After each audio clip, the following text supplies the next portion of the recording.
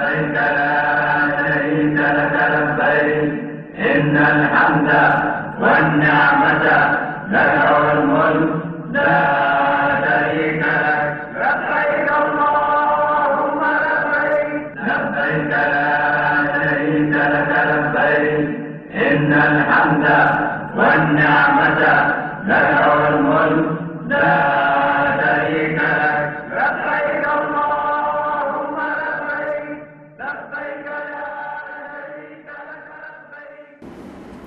بسم اللہ الرحمن الرحیم. ناظرین کرام، السلام علیکم ورحمۃ اللہ وبرکاتہ. میں حضور صلی اللہ علیہ وسلم کے سفر حجۃ الوداع کا ذکر آپ کی خدمت میں پیش کر رہا تھا اور اس کے تفصیلی واقعات گزشتہ پروگرام میں آغاز سے بیان کیے تھے. جب ہمارا پروگرام ختم ہوا تو میں اس بات کا ذکر کر رہا تھا کہ حضور صلی اللہ علیہ وسلم بطحاء کے مقام پر تشریف فرما تھے. یہ 4 ذی الحج کا دن تھا. اس موقع پر اس جگہ پر حضرت علی رضی اللہ عنہ اور حضرت ابو موسیٰ اشعری رضی اللہ عنہ یمن سے حضور صلی اللہ علیہ وسلم کے پاس تشریف لائے تھے. آج اس کے پروگرام میں ہم اسی جگہ سے حضور صلی اللہ علیہ وسلم کے سفر کے بعض مزید واقعات اور اس سے آگے کا سفر دیکھتے ہیں. ناظرین کرام، بطحاء کے مقام کا ایک واقعہ سیرت کی کتب میں اس طرح بھی ملتا ہے کہ حضرت علی رضی اللہ عنہ جب یمن سے تشریف لائے تو انہوں نے حضرت فاطمہ رضی اللہ عنہا کو ان لوگوں میں سے پایا جنہوں نے احرام کھول دیا تھا اور رنگین کپڑے پہن لیے تھے، اور حضرت فاطمہ رضی اللہ عنہا نے اس موقع پر سرما بھی لگایا تھا. حضرت علی رضی اللہ عنہ نے اس بات کو اوپرا سمجھا. حضرت فاطمہ رضی اللہ عنہا بیان کرتی ہیں کہ حضرت علی رضی اللہ عنہ کے اس اوپرا سمجھنے پہ میں نے انہیں بتایا کہ میرے ابا نے مجھے اسی کا حکم دیا ہے. اس پر حضرت علی رضی اللہ عنہ بیان کرتے ہیں کہ میں رسول اللہ صلی اللہ علیہ وسلم کے پاس فاطمہ کی شکایت کرنے کے لیے گیا اور میں نے اس بات کا بھی جستجو کی کہ حضور صلی اللہ علیہ وسلم نے یہ بات بیان فرمائی تھی یا نہیں. کہتے ہیں کہ جب میں حضور صلی اللہ علیہ وسلم کی خدمت میں حاضر ہوا، میں نے اس بات کا ذکر کیا کہ میں نے فاطمہ کی بات کو اوپرا سمجھا ہے. حضور صلی اللہ علیہ وسلم نے فرمایا، اس نے سچ کہا، اس نے سچ کہا. حضرت عائشہ رضی اللہ عنہا سے یہ روایت ہے کہ نبی کریم صلی اللہ علیہ وسلم کے پاس بھی قربانی تھی، اور حضرت ابوبکر صدیق رضی اللہ عنہ اور حضرت عمر رضی اللہ عنہ اور اسی طرح دیگر آسودہ حال صحابہ کے ساتھ بھی قربانی موجود تھی.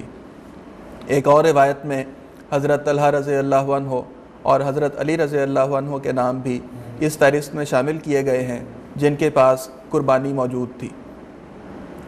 حضور صلی اللہ علیہ وسلم 4 ذی الحج کو صبح کے وقت اونچی گھاٹی سے مکہ میں داخل ہوئے جو بطحاء میں ہے. ایک روایت میں ہے کہ حضور صلی اللہ علیہ وسلم نے مکہ کے بارے میں ارشاد فرمایا، اس شہر کو اللہ نے حرم قرار دیا ہے، اس کا کانٹا نہ توڑا جائے اور نہ اس کا شکار بھگایا جائے اور نہ اس کی گری پڑی چیز کو کوئی اٹھائے. ناظرین کرام، حضور صلی اللہ علیہ وسلم مکہ کے قریب ایک جگہ پر تشریف لائے جہاں سے بیت اللہ نظر آتا تھا. آپ نے بیت اللہ کی طرف منہ کیا. خانہ کعبہ کی زیارت کرتے ہی آپ نے یہ الفاظ پڑھے اور دعا کی، اللہم زد حاض البیت تشریفاً و تعظیماً و محابتاً و برًا و زد من شرفہ و کرمہ ممن حجہ او اعتمرہ تشریفاً و تکریماً و تعظیماً و برًا. یعنی اے اللہ، اس گھر کو عزت، تعظیم، وقار اور نیکی میں زیادہ کر، اور جو اس کا حج کرے یا عمرہ کرے اس کے شرف، تعظیم، بزرگی اور تکریم میں بھی اضافہ فرما. ناظرین کرام، حضور صلی اللہ علیہ وسلم نے مکہ میں تشریف لانے کے بعد پہلا کام جس سے حج شروع کیا یہ تھا کہ آپ صلی اللہ علیہ وسلم نے وضو کیا، اس کے بعد طواف کیا. حضور صلی اللہ علیہ وسلم نے مسجد میں داخل ہو کر حجر اسود کا بوسہ لیا. حضور صلی اللہ علیہ وسلم حجر اسود کے پاس تشریف لائے اس پر اپنے دونوں ہونٹ رکھ کر کافی دیر تک روتے رہے۔ آپ صلی اللہ علیہ وسلم نے حضرت عمر رضی اللہ عنہ سے مخاطب ہو کر فرمایا کہ تم ایک طاقتور آدمی ہو، اس لیے حجر اسود کے پاس زور آزمائی نہ کیا کرو جس سے کمزور لوگوں کو تکلیف پہنچے۔ اگر تم دیکھو کہ حجر اسود کے پاس جگہ خالی ہے تو اسے چھو لیا کرو، ورنہ اس کی طرف صرف رخ کر کے تکبیر اور تحلیل کر لیا کرو۔ حجر اسود سے چل کر حضور صلی اللہ علیہ وسلم نے پہلے طواف کیا، 3 پھیرے دوڑ کر چلے اور 4 پھیرے حسب معمول چلے۔ طواف کا آغاز حجر اسود سے ہی ہوتا ہے اور حجر اسود پر ہی ختم ہوتا ہے۔ حضور صلی اللہ علیہ وسلم ہر چکر میں رکن یمانی اور حجر اسود کو بوسہ دیا کرتے تھے۔ حضرت عبداللہ بن صائب رضی اللہ عنہ سے روایت ہے کہ میں نے حضور صلی اللہ علیہ وسلم کو رکن یمانی اور حجر اسود کے درمیان یہ دعا کرتے ہوئے سنا، ربنا آتنا فی الدنیا حسنۃ وفی الآخرۃ حسنۃ وقنا عذاب النار، کہ اے ہمارے رب تو ہمیں اس دنیا میں بھی بھلائی عطا فرما اور آخرت میں بھی بھلائی عطا فرما اور ہمیں آگ کے عذاب سے محفوظ رکھ۔ ایک روایت میں حضور صلی اللہ علیہ وسلم کی اس بات کا بھی بیان کیا گیا ہے کہ جب آپ نے طواف کیا تو آپ استباء کی حالت میں تھے، یعنی آپ نے اپنے جو احرام کی اوپر والی چادر تھی اس کو ایک کندھے کے بغل میں سے اور دوسرے کندھے کے اوپر سے گزارا ہوا تھا۔ طواف کے بعد حضور صلی اللہ علیہ وسلم مقام ابراہیم کی طرف تشریف لے گئے۔ آپ نے یہ آیت تلاوت فرمائی، وَاتَّخِذُوا مِن مَقَامِ إِبْرَاهِيمَ مُصَلًّى، یعنی اور ابراہیم کے مقام کو نماز کی جگہ بناؤ۔ پھر آپ صلی اللہ علیہ وسلم نے مقام کو اپنے اور بیت اللہ کے درمیان رکھا اور نماز پڑھی۔ نفل ادا کرتے ہوئے آپ کے اور دوسرے طواف کرنے والوں کے درمیان کوئی چیز رکاوٹ یا سترہ کے طور پر نہیں رکھی گئی تھی۔ ان 2 رکعتوں میں حضور صلی اللہ علیہ وسلم نے سورۃ فاتحہ کے بعد سورۃ الکافرون اور سورۃ الاخلاص کی تلاوت کی۔ پھر آپ رکن یعنی حجر اسود کے پاس واپس تشریف لے گئے، اسے بوسہ دیا، پھر دروازے سے نکل کر صفا کی طرف تشریف لے گئے۔ جب صفا کے قریب آئے تو یہ آیت تلاوت کی، ان الصفا والمروۃ من شعائر اللہ، یعنی صفا اور مروہ شعائر اللہ میں سے ہیں۔ فرمایا میں اس سے ابتدا کرتا ہوں جسے اللہ نے ابتدا کی ہے۔ پھر آپ صفا کی طرف تشریف لے گئے اور اس سے ابتدا کی، آپ اس پر چڑھے یہاں تک کہ بیت اللہ کو دیکھا اور قبلہ کی طرف رخ کیا اور اللہ تعالیٰ کی توحید بیان کی اور اس کی بڑائی کا ذکر کرتے ہوئے یہ کلمات کہے، لا الہ الا اللہ وحدہ لا شریک لہ لہ الملک ولہ الحمد وہو علی کل شیء قدیر، یعنی اللہ کے سوا کوئی عبادت کے لائق نہیں، وہ ایک ہے، اس کا کوئی شریک نہیں، اسی کے لیے بادشاہی ہے اور اسی کے لیے سب تعریف ہے اور وہ ہر چیز پر پوری طرح قدرت رکھنے والا ہے۔ اللہ کے سوا کوئی عبادت کے لائق نہیں، وہ اکیلا ہے، اس نے اپنا وعدہ پورا کر دکھایا اور اپنے بندے کی مدد کی اور لشکروں کو اکیلے پسپا کر دیا۔ پھر اس کے درمیان آپ صلی اللہ علیہ وسلم نے دعا کی اور ان کلمات کو 3 مرتبہ دہرایا۔ پھر مروہ کی طرف تشریف لے گئے، یہاں تک کہ جب آپ کے دونوں قدم وادی کے نشیب میں پڑے تو آپ دوڑنے لگے، یہاں تک کہ جب آپ کے قدم چڑھائی پر چڑھنے لگے تو آپ چلنے لگے، یہاں تک کہ مروہ پر تشریف لے آئے۔ پھر مروہ پر اسی طرح کیا جیسا کہ حضور صلی اللہ علیہ وسلم نے صفا پر کیا تھا، یہاں تک کہ جب مروہ پر آپ کا آخری چکر تھا تو آپ نے فرمایا اگر میں وہ کر سکتا جو میں نے نہیں کیا تو میں بھی اپنی قربانی اپنے ساتھ نہ لاتا، پس تم میں سے جس کے پاس قربانی نہیں ہے وہ احرام کھول دے اور اسے عمرہ بنا دے۔ اس پر حضرت سراقہ بن جوشم رضی اللہ عنہ کھڑے ہوئے اور انہوں نے عرض کیا کہ یا رسول اللہ، کیا یہ ہماری اسی سال کے لیے چھوٹ ہے یا ہمیشہ کے لیے ہے؟ حضور صلی اللہ علیہ وسلم نے اپنے ایک ہاتھ کی انگلیاں دوسرے میں ڈالی اور فرمایا عمرہ حج میں ہمیشہ ہمیشہ کے لیے داخل ہو گیا ہے، اور یہ بات حضور صلی اللہ علیہ وسلم نے 2 مرتبہ بیان فرمائی۔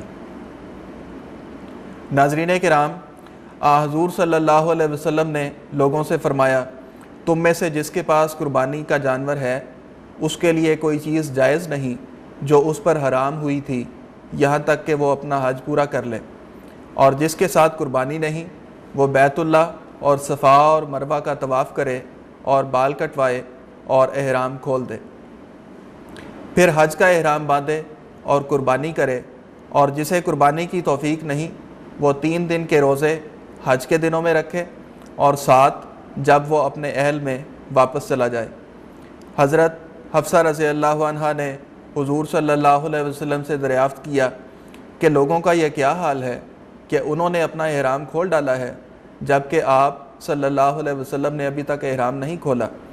آپ نے فرمایا، میں نے اپنے سر کے بال جما لیے تھے اور اپنے قربانی کے جانوروں کو ہار پہنا لیے تھے، پس میں اس وقت تک احرام نہیں کھولوں گا جب تک کہ میں حج سے فارغ نہ ہو جاؤں۔ ایک روایت میں راوی کہتے ہیں کہ میں نے حضرت عائشہ رضی اللہ عنہا سے پوچھا اور ان سے کہا، بتلائیے اللہ تعالیٰ جو فرماتا ہے ان الصفا والمروۃ من شعائر اللہ فمن حج البیت او اعتمر فلا جناح علیہ ان یطوف بہما، یعنی صفا اور مروہ جو شعائر اللہ میں سے ہیں، پس جس نے بیت اللہ کا حج کیا یا عمرہ کیا اس پر کوئی گناہ نہیں کہ ان دونوں کا طواف کرے۔ اللہ کی قسم، اس سے تو یہ معلوم ہوتا ہے کہ کسی پر گناہ نہیں کہ وہ صفا اور مروہ کا طواف نہ کرے۔ انہوں نے کہا، میرے بھانجے، کیا ہی بری بات ہے جو تم نے کہی ہے، یہ آیت اگر جیسا کہ تم نے تعویل کی ہے انہی معنوں میں ہوتی تو اس کے الفاظ یہ ہوتے کہ لا جناح علیہ اللہ یتطوف بہما، کہ اس پر کوئی گناہ نہیں کہ ان دونوں کا طواف نہ کرے۔ لیکن یہ آیت انصار کی نسبت اتری تھی، وہ اسلام قبول کرنے سے پہلے منات بت کے لیے احرام باندھتے تھے جس کی وہ عبادت کیا کرتے تھے، اس مقام کا نام مشلل بیان کیا گیا ہے۔ پس جب حج یا عمرے کا احرام باندھتے تو وہ انصار صفا اور مروہ میں طواف کرنا گناہ سمجھا کرتے تھے۔ انہوں نے رسول کریم صلی اللہ علیہ وسلم سے اس سے متعلق دریافت کیا اور آپ عرض کی کہ یا رسول اللہ، ہم گناہ سمجھا کرتے تھے کہ صفا اور مروہ کا طواف کریں۔ اس پر اللہ تعالیٰ نے یہ وحی نازل کی کہ ان الصفا والمروۃ من شعائر اللہ۔ حضرت عائشہ رضی اللہ عنہ بیان کرتی ہیں کہ رسول کریم صلی اللہ علیہ وسلم نے ان دونوں کے درمیان طواف کو جاری کیا ہے، پس کسی کے لیے یہ جائز نہیں کہ وہ سعی یعنی صفا اور مروہ کے درمیان طواف کو یا سعی کو چھوڑ دے۔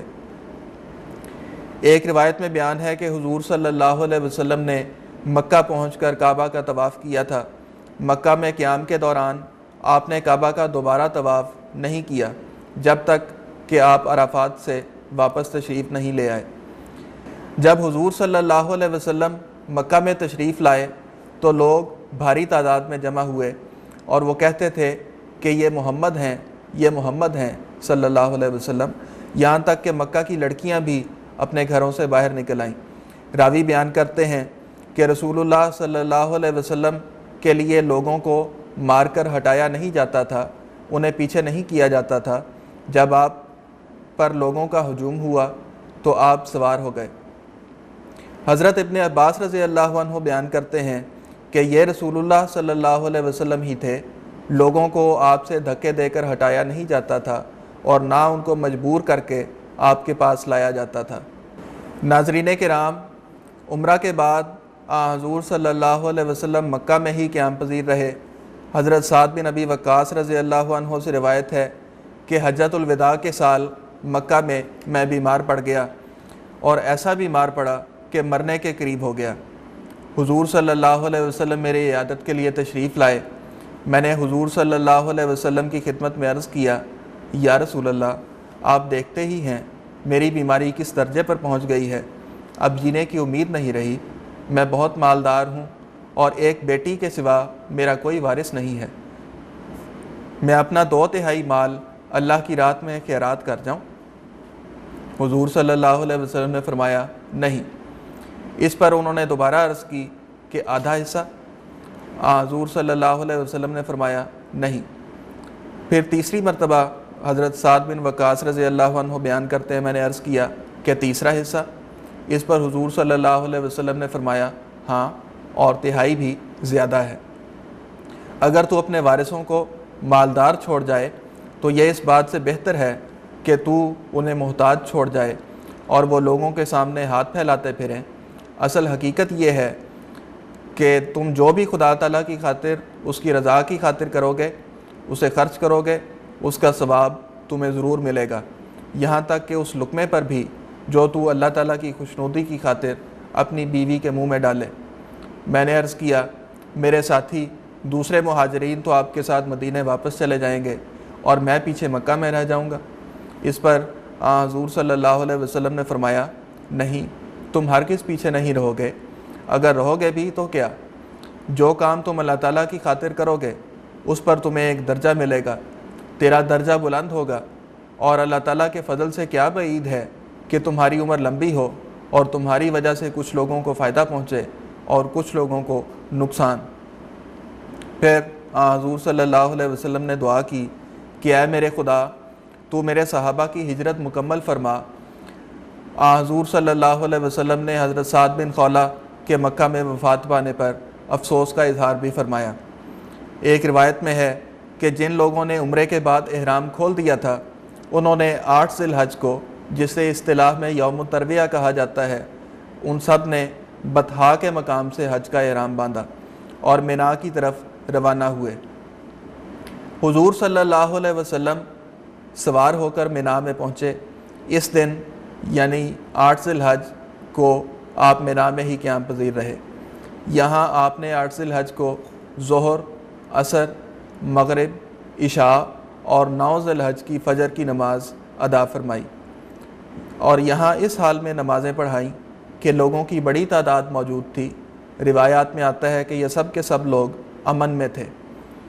حضرت عبداللہ بن مسعود رضی اللہ عنہ سے روایت ہے کہ ہم حضور صلی اللہ علیہ وسلم کے ہمراہ مینا میں مقام خیف میں تھے کہ حضور صلی اللہ علیہ وسلم پر سورت والمرسلات نازل ہوئی۔ اچانک ایک سانپ کی آہٹ محسوس ہوئی۔ حضور صلی اللہ علیہ وسلم نے فرمایا اسے مارو، یعنی حرم میں موذی جانور کو مارنا جائز ہے۔ ہم اس کی طرف متوجہ ہوئے تو وہ ایک سوراخ میں چلا گیا۔ حضور صلی اللہ علیہ وسلم نے فرمایا اللہ نے تمہیں اس کے شر سے بچا لیا اور اسے تمہارے شر سے بچا لیا۔ حضرت عائشہ رضی اللہ عنہا سے روایت ہے کہ میں نے رسول اللہ صلی اللہ علیہ وسلم کو فرماتے ہوئے سنا کہ 4 چیزیں سب کی سب ہی ایذا رساں ہیں، خواہ وہ حرم میں ہوں یا حرم سے باہر ہوں، انہیں قتل کیا جا سکتا ہے۔ مختلف روایات میں ان 4 چیزوں کے نام مختلف بیان ہوئے ہیں، جن میں سانپ، چوہیا، کاٹنے والا کتا، چیل اور بچھو کے نام مشترک ہیں۔ 9 ذی الحج کو فجر کی نماز حضور صلی اللہ علیہ وسلم نے مینا میں ہی ادا فرمائی، اور نماز کے بعد آپ کچھ دیر رکے۔ جب سورج طلوع ہوا تو آپ روانہ ہوئے۔ روایت میں ہے کہ لوگوں کی کثرت آپ کے ارد گرد موجود تھی۔ بعض بدو آئے، جب انہوں نے آپ کی زیارت کی تو کہنے لگے یہ تو مبارک چہرہ ہے، یہ تو مبارک چہرہ ہے۔ حضور صلی اللہ علیہ وسلم نے ارشاد فرمایا کہ آپ کے لیے نمرہ میں بالوں سے بنا ہوا ایک خیمہ لگایا جائے۔ ایک روایت میں ذکر ہے کہ کسی نے حضرت انس بن مالک رضی اللہ عنہ سے پوچھا جبکہ وہ آپ کے ساتھ مینا سے عرفات کی طرف روانہ ہو رہے تھے کہ رسول اللہ صلی اللہ علیہ وسلم کے ساتھ آپ اس دن کیا کیا کرتے تھے؟ تو انہوں نے کہا کہ ہم میں سے لبیک کہنے والا لبیک کہتا تھا اور کوئی اس بات کو برا نہیں مانتا تھا، اور بعض لوگ تکبیر کہنے والے تھے اور ان کی اس بات کو بھی کوئی برا نہیں مانتا تھا۔ پھر رسول اللہ صلی اللہ علیہ وسلم روانہ ہوئے، اور قریش کو کوئی شک نہیں تھا کہ حضور صلی اللہ علیہ وسلم مشعر حرام پر رک جائیں گے، کیونکہ قریش جاہلیت میں ایسا ہی کیا کرتے تھے، مگر رسول اللہ صلی اللہ علیہ وسلم وہاں سے گزر گئے، یہاں تک کہ عرفہ میں آئے۔ آپ نے اپنا خیمہ نمرہ میں لگا ہوا پایا، آپ وہاں اترے، یہاں تک کہ جب سورج ڈھل گیا تو آپ نے کسوا اونٹنی کے بارے میں فرمایا، اس پر آپ کے لیے پالان ڈالا گیا۔ آپ وادی میں تشریف لائے اور لوگوں سے خطاب فرمایا۔ روایات میں آتا ہے کہ ربیعہ بن امیہ بن خلف حضور صلی اللہ علیہ وسلم کے خطبہ حجۃ الوداع کے جملوں کو بلند آواز سے سب کو سنانے کے لیے دہراتے جاتے تھے۔ ناظرین کرام، حضور صلی اللہ علیہ وسلم نے اپنے خطبہ حجۃ الوداع میں ارشاد فرمایا، اے سب انسانوں، سن لو کہ تم سب کا خدا ایک خدا ہے اور تم سب کا باپ ایک ہے۔ کسی عربی کو عجمی پر فضیلت نہیں اور نہ ہی عجمی کو عربی پر فضیلت ہے، تم سب آدم کی اولاد ہو۔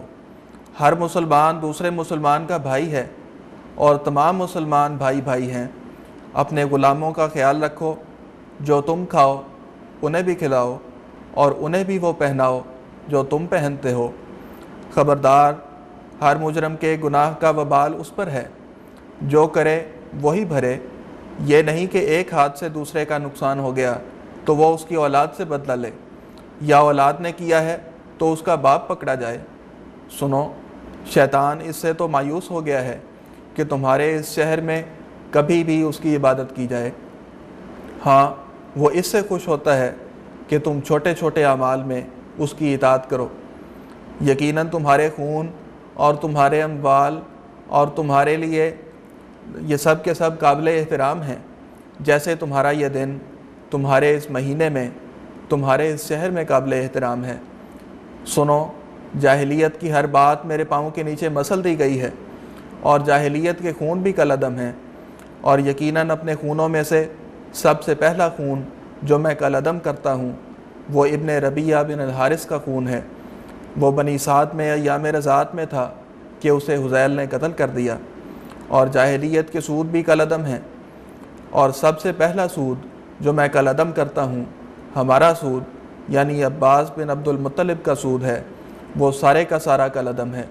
تمہیں راس المال ملے گا، نہ تم ظلم کرو گے اور نہ تم پر ظلم کیا جائے گا۔ اور عورتوں کے بارے میں اللہ کا تقوی اختیار کرو، کیونکہ تم نے ان کو اللہ سے عہد و پیمان کر کے لیا ہے۔ اللہ کے حکم سے ان سے ازدواجی تعلقات کو جائز قرار دیا ہے، اور تمہارا ان پر یہ حق ہے کہ وہ تمہارے بستر پر کسی کو نہ آنے دیں کہ تم اسے برا جانتے ہو۔ اگر وہ ایسا کریں تو ان کو سزا دو، اتنی سزا دو کہ سخت نہ ہو، اور ان کا تم پر حق ان کا کھانا پینا اور مناسب طور پر ان کا لباس ہے۔ وہ عورتیں یعنی تمہاری بیویاں تمہارے پاس قیدیوں کی طرح ہیں، اور میں نے تم میں وہ چھوڑا ہے کہ اگر تم اس کو مضبوطی سے پکڑ لو تو تم اس کے بعد کبھی گمراہ نہ ہوگے، یعنی اللہ کی کتاب۔ اور تم سے میرے بارے میں پوچھا جائے گا، پس تم کیا کہو گے؟ صحابہ نے عرض کی، ہم نے کہا کہ ہم گواہی دیں گے کہ آپ نے پیغام پہنچا دیا اور حق ادا کر دیا اور خیر خواہی کی۔ آپ نے اپنی شہادت کی انگلی آسمان کی طرف اٹھاتے ہوئے اور لوگوں کی طرف اشارہ کرتے ہوئے فرمایا، اے اللہ گواہ رہنا۔ آپ نے یہ کلمات 3 بار بیان فرمائے۔ آپ نے مزید فرمایا، اللہ سے ڈرو، تمہارا پروردگار ہے، اپنی 5 نمازیں پڑھو اور اپنے 1 مہینے کے روزے رکھو، اپنے مال کی زکوٰۃ دو اور اطاعت کرو جب بھی تمہیں حکم ہو۔ اگر تم ایسا کرو گے تو اپنے رب کی جنت میں داخل ہو جاؤ گے۔ اے لوگو، اللہ سے ڈرو، اور اگرچہ تم پر حبشی غلام حاکم بنایا جائے جس کی ناک کٹی ہو یا کان کٹے ہوں تو اس کا کہنا مانو اور فرما برداری کرو جب تک وہ تم لوگوں کے لیے اللہ کی کتاب کو قائم رکھے۔ لوگو، اپنے غلاموں کا، اپنی لونڈیوں کا، اپنے ماتحتوں کا پورا خیال رکھو۔ اپنے کھانے میں انہیں بھی کھلاتے رہو، اپنے پہننے میں انہیں بھی پہناتے رہو۔ اگر ان سے کوئی ایسی خطا ہو جائے جسے تم معاف کرنا ہی نہیں چاہتے تو پھر انہیں کسی اور کو بیچ دو، لیکن اللہ کے بندوں کو سزائیں نہ دو۔ لڑکا اس کا ہے جس کے بستر پر ہوا، زانی کے لیے پتھروں کے سوا کچھ نہیں۔ جو لوگ اپنے باپ دادوں کے علاوہ کسی اور سے اپنا نسب ملائیں اور اس دوسری قوم و نسل سے ہونے کا دعویٰ کریں، اور جو غلام اپنے حقیقی آقا کے سوا کسی اور خاندان، قوم یا شخص کی طرف غلامی کی نسبت کرے، ان پر اللہ کی، سب فرشتوں کی اور تمام لوگوں کی لعنت ہو۔ اللہ تبارک و تعالیٰ نے ہر حقدار کو اس کا حق دلوا دیا ہے، پس وارث کے لیے کوئی وصیت جائز نہیں۔ لوگو، جب تک انعامات شاہی انعام کی حیثیت میں رہے لے لیا کرو، لیکن جب قریش ملک پر لڑنے لگیں اور انعامات یہ صورت اختیار کر لیں کہ دین کے عوض ملنے لگیں تو دستبرداری اختیار کر لینا۔ اے لوگو، ہر گھر پر ہر سال بقرعید کی قربانی ہے اور عطیرہ بھی۔ جانتے ہو عطیرہ کیا ہے؟ وہی جس کا نام لوگوں میں رجبیہ ہے۔ اے لوگو، دینی معاملات میں مبالغہ کرنے اور آگے بڑھنے سے بچتے رہو۔ تم سے پہلی قوموں کو اسی زیادتی نے غارت کر دیا۔ میں تمہیں حوض کوثر پر ملنے والا ہوں، میں تمہاری کثرت پر فخر کروں گا، بس میرے چہرے کو سیاہ نہ کر دینا۔ سنو، میں اپنی شفاعت سے بہت سے لوگوں کو جہنم سے چھڑانے والا ہوں، اور ایسے لوگ بھی ہیں جو مجھ سے الگ کر دیے جائیں گے۔ میں کہوں گا کہ اے اللہ، یہ تو میرے ساتھی ہیں، لیکن اللہ تعالیٰ فرمائے گا کہ تجھے معلوم نہیں کہ انہوں نے تیرے بعد کیا کیا بدعتیں ایجاد کی تھی۔ قرض ادا کیا جائے، عاریتاً لی ہوئی چیز واپس کی جائے، اور ضامن تاوان کا ذمہ دار ہوگا۔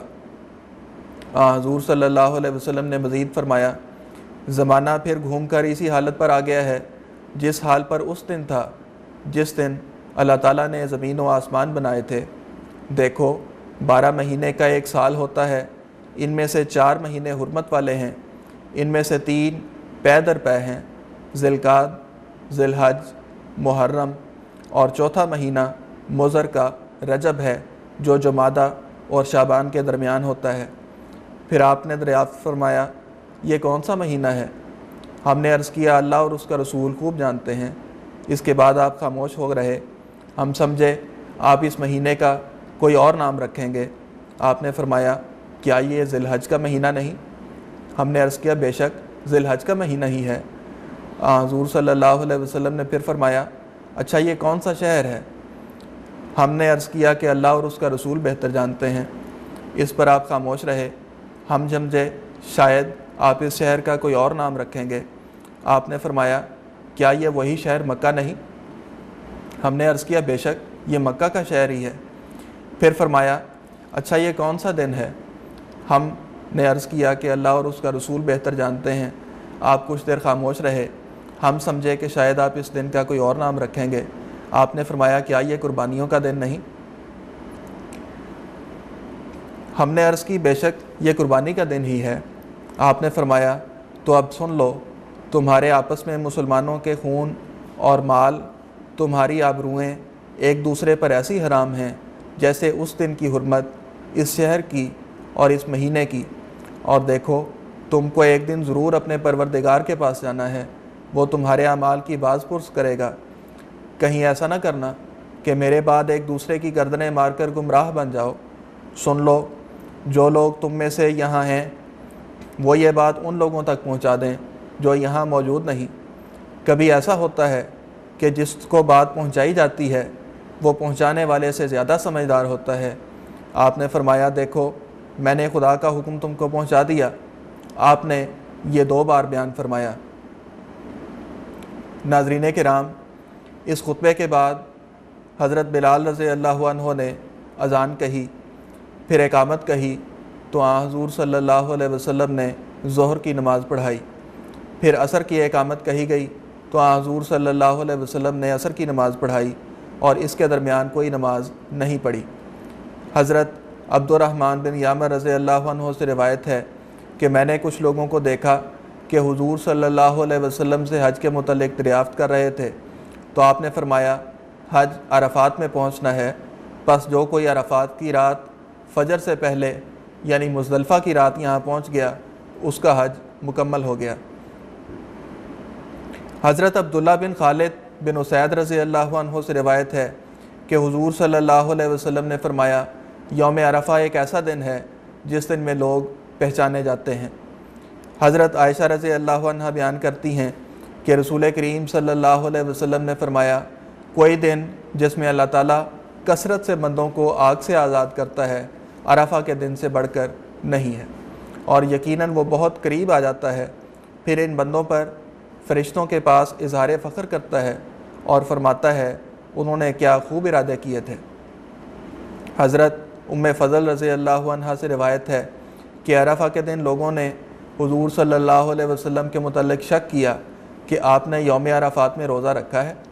وہ بیان کرتی ہیں کہ میں نے حضور صلی اللہ علیہ وسلم کے پاس شربت بھجوایا تو آپ نے وہ پی لیا، اور حضور صلی اللہ علیہ وسلم نے یہ شربت یا دودھ کا پیالہ اپنے اونٹ پر سوار ہونے کی حالت میں نوش فرمایا تھا۔ حضرت ابن عباس رضی اللہ عنہ سے یہ روایت ہے، بیان کرتے ہیں کہ عرفات کے روز اس دوران کہ جب حضور صلی اللہ علیہ وسلم عرفات میں قیام پذیر تھے اور وقوف فرما تھے، تو ایک شخص تھا جو اپنی سواری سے گر گیا، اور گرنے کی وجہ سے اس کی گردن ٹوٹ گئی اور وہ موقع پر ہی وفات پا گیا۔ نبی صلی اللہ علیہ وسلم کے پاس اس کا ذکر کیا گیا۔ آپ نے فرمایا کہ اسے پانی اور بیری کے پتوں سے غسل دو، اور اسے اس کے انہی دونوں کپڑوں میں کفن دو، اور اسے خوشبو نہ لگانا اور اس کا سر نہ ڈھانپنا، یقیناً اللہ تعالیٰ اسے قیامت کے دن اس حال میں اٹھائے گا کہ وہ تلبیہ کہہ رہا ہوگا۔ پھر رسول اللہ صلی اللہ علیہ وسلم سوار ہوئے، یہاں تک کہ عرفات میں ٹھہرنے کے مقام پر پہنچے۔ آپ نے اپنی اونٹنی قصواء کے سینے کا رخ چٹانوں کی طرف رکھا اور اپنے سامنے چلنے والوں کے لیے رستہ رکھا اور قبلے کی طرف رخ کیا۔ پھر آپ ٹھہرے رہے یہاں تک کہ سورج غروب ہو گیا اور کچھ زردی غائب ہو گئی اور سورج کی ٹکیا ختم ہو گئی۔ آپ صلی اللہ علیہ وسلم نے فرمایا، میں یہاں ٹھہرا ہوں، اور عرفہ سب کا سب ٹھہرنے کا مقام ہے۔ اسی روز حضور صلی اللہ علیہ وسلم پر یہ آیت بھی نازل ہوئی، الیوم اکملت لکم دینکم واتممت علیکم نعمتی ورضیت لکم الاسلام دینہ، یعنی آج میں نے تمہارے لیے تمہارا دین مکمل کر دیا، اور میں نے تم پر اپنی نعمت کو پورا کر دیا، اور میں نے تمہارے لیے دین اسلام کو پسند کیا ہے۔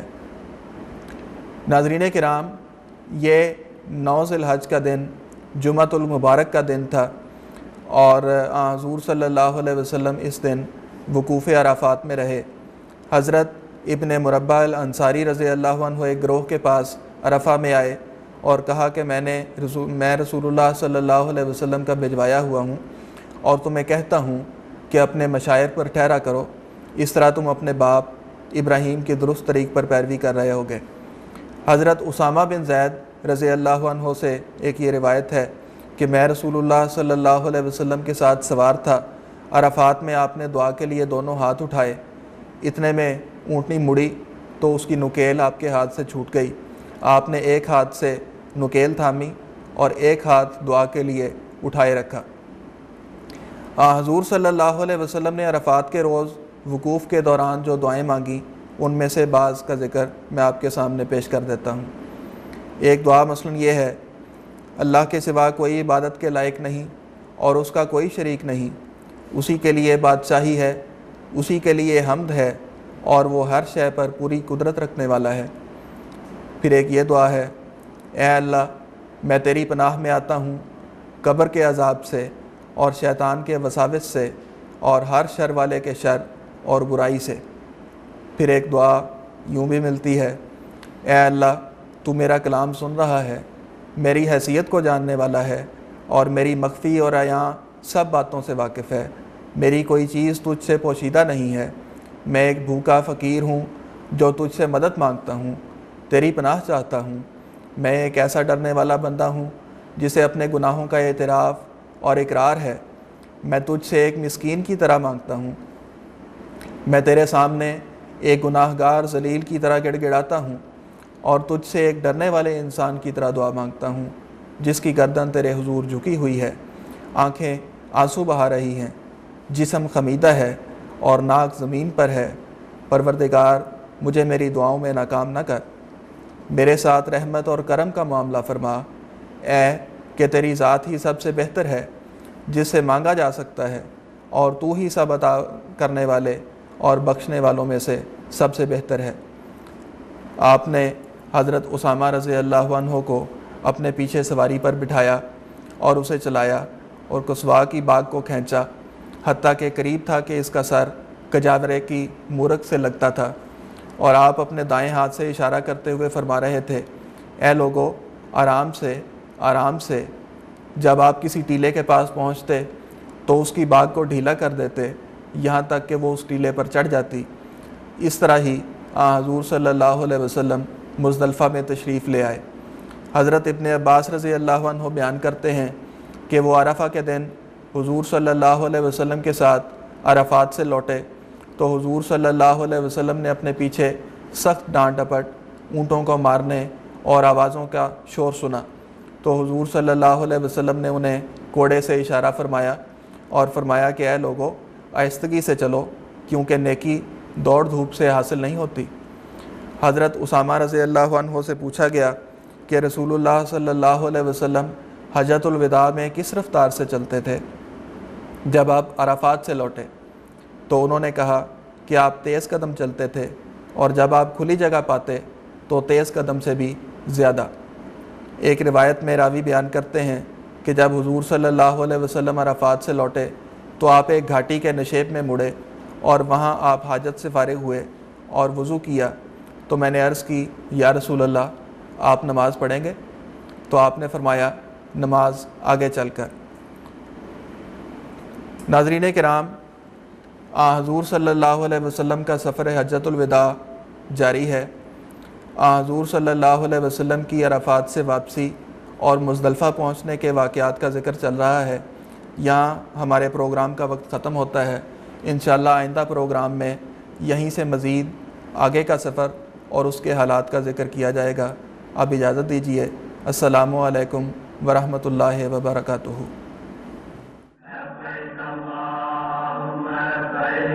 لبيك لا شريك لك لبيك إن الحمد والنعمة لك والملك لا شريك لك لبيك اللهم لبيك لبيك لا شريك لك لبيك إن الحمد والنعمة لك والملك لا شريك لك